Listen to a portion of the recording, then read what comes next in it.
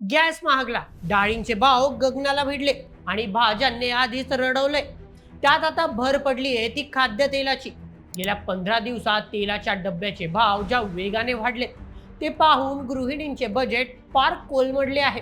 आखाती देशातील युद्ध आणि साठेबाजांची नफेखोरी यामुळे सामान्यांच्या ताटातली फोडणी महागली आहे.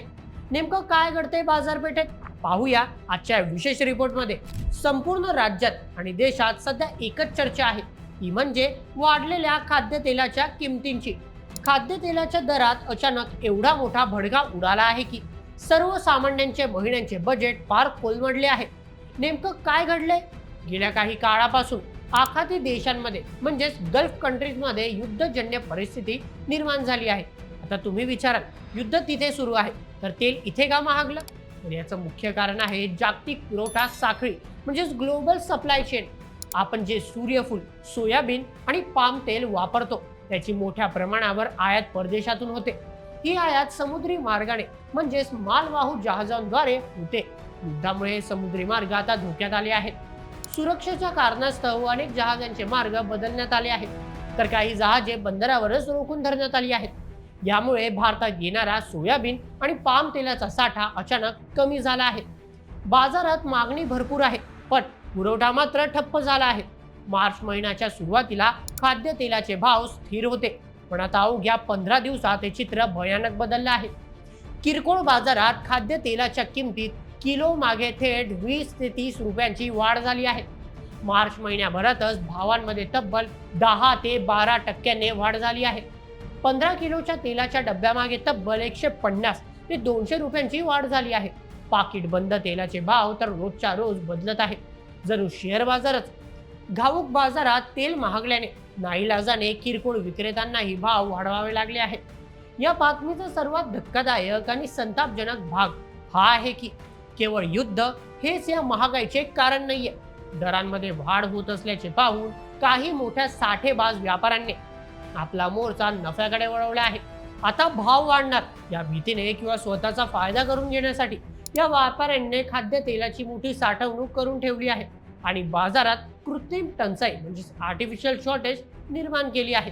म्हणजे गोदामांमध्ये तेल पडून आहे, पण ते बाजारात आणले जात नाहीये, जेणेकरून भाव आणखी वाढतील.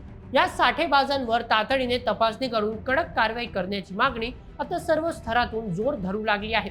या सगळ्या जागतिक राजकारणात आणि काळ्या बाजारपेठेत सर्वाधिक भरडला जातोय तो सामान्य माणूस आणि मध्यवर्गीय माणूस. चला मुद्द्यानिशी सांगतो. सर्वप्रथम बजेटची होरपळ. आधीच बाजारात डाळींचे आणि भाज्यांचे भाव गगनाला भिडले आहेत. 100 रुपये किलोच्या खाली चांगली भाजी मिळत नाही आणि त्यात आता भाजीला फोडणी देण्यासाठी लागणारं तेलही महागल्याने गृहिणींचे महिन्याचे आर्थिक गणित फार बिघडून गेले आहे. द्वितीय, सणासुदीच्या काळात चिंता. सध्या सणासुदीचा काळ सुरू आहे. गुढीपाडवा, रामनवमी असे सण जवळ येत आहे. सण म्हटले की गोड-धोड तळलेले पदार्थ आलेच, पण तेलाच्या वाढत्या किमतींमुळे सणाचा आनंदही आता महागाईच्या छायेत झाकोळला गेला आहे. तृतीय, हॉटेल आणि बाहेरील अन्न महागणार. केवळ घरगुती बजेटच नाही, तर रस्त्यावर मिळणारा वडापाव, भजी यांपासून ते हॉटेलमधील जेवणापर्यंत सर्वच गोष्टींचे भाव येत्या काळात वाढण्याची शक्यता आहे, कारण त्यांचाही मुख्य कच्चा माल तेलच आहे. बाजार तज्ज्ञांच्या मते जोपर्यंत आखातातील तणाव निवळत नाही आणि समुद्री मार्ग पूर्णपणे सुरळीत होत नाही, तोपर्यंत पुढील किमान 2 महिने तरी खाद्यतेलाचे भाव चढेच राहण्याची शक्यता आहे. परिस्थिती कठीण असली तरी आपण हात बांधून बसू शकत नाही. या महागाईच्या संकटाचा सामना करण्यासाठी आपण वैयक्तिक आणि सरकारी पातळीवर काही उपाययोजना करू शकतो. सर्वप्रथम आपण जाणूया सरकारी पातळीवर उपाय काय आहे ते. सर्वप्रथम, साठेबाजांवर सर्जिकल स्ट्राईक. प्रशासनाने आणि अन्न व नागरी पुरवठा विभागाने तातडीने गोदामांवर छापे टाकून जे व्यापारी तेलाची बेकायदेशीर साठवणूक करत आहेत त्यांच्यावर कडक कारवाई केली पाहिजे. द्वितीय, पर्यायी मार्ग शोधणे. शासनाने इतर देशांची राजनैतिक चर्चा करून आयात सुरळीत करण्यासाठी सुरक्षित समुद्री मार्ग किंवा पर्यायी देशांकडून तेलाची आयात वाढवण्यावर भर दिला पाहिजे. तृतीय, रेशन दुकानांमधून वाटप. सर्वसामान्यांना दिलासा देण्यासाठी शासनाने रेशनिंग व्यवस्थेद्वारे सवलतीच्या दरात पाम तेल किंवा इतर खाद्यतेल उपलब्ध करून दिले पाहिजे. आता जरा वैयक्तिक आणि कौटुंबिक पातळीवरील उपाय जाणून घेऊया. सर्वप्रथम, तेलाचा वापर कमी करा, आरोग्यालाही फायदा होईल। या महागाईला एका संधीमध्ये बदला, स्वयंपाकात तेलाचा वापर निम्म्याने कमी करा। तळलेल्या पदार्थांऐवजी उकडलेले, वाफलेले किंवा भाजलेले पदार्थ खाण्यावर भर द्या। यामुळे पैशांची तर बचत होईलच, पण सोबतच तुमचे हृदय आणि आरोग्यही चांगले राहतील। द्वितीय, पॅनिक बाईंग टाळा, उद्या भाव अजून वाढतील या भीतीने आजच 10 ते 15 डब्बे तेल विकत घेऊन घरात साठवून ठेवू नका। तुमच्या अशा कृतीमुळे बाजारात आणखी टंचाई निर्माण होते आणि भाव खरोखरच वाढतात। जेवढी गरज आहे तेवढेच तेल खरेदी करा।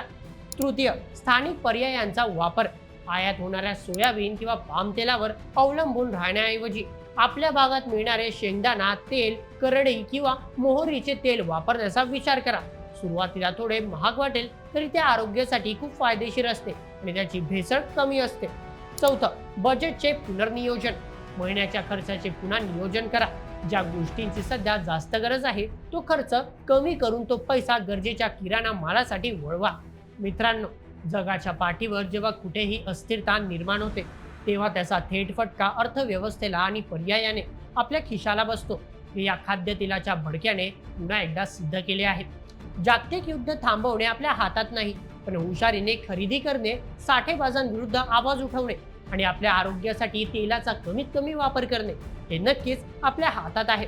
आशा करूया की युद्धजन्य परिस्थिती लवकरच निवळेल आणि आपल्या ताटातली फोडणी पुन्हा एकदा स्वस्त आणि मस्त होईल।